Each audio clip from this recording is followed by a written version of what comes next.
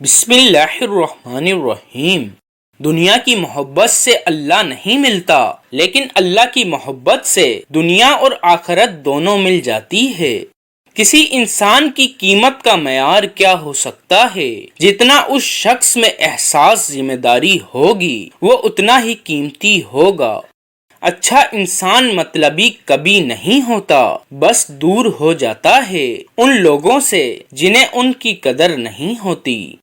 تمہارے لیے بہترین تعلق وہ ہے جو تمہارے عیب جان کر بھی تم سے تعلق نہ توڑے، اور بے شک وہ تعلق اللہ کے سوا اور کوئی نہیں۔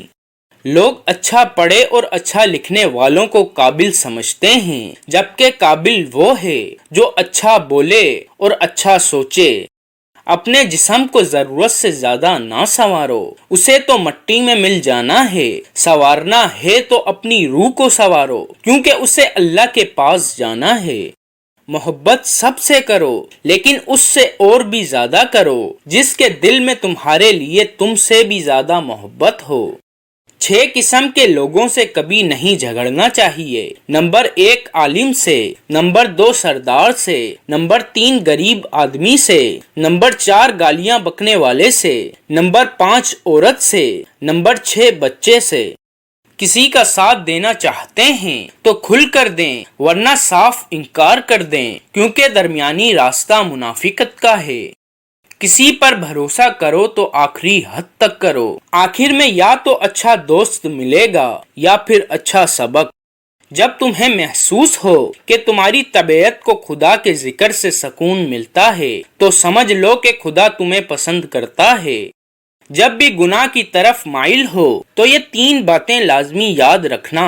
نمبر 1 اللہ دیکھ رہا ہے، نمبر 2 فرشتے لکھ رہے ہیں، نمبر 3 اور موت ہر حال میں آتی ہے۔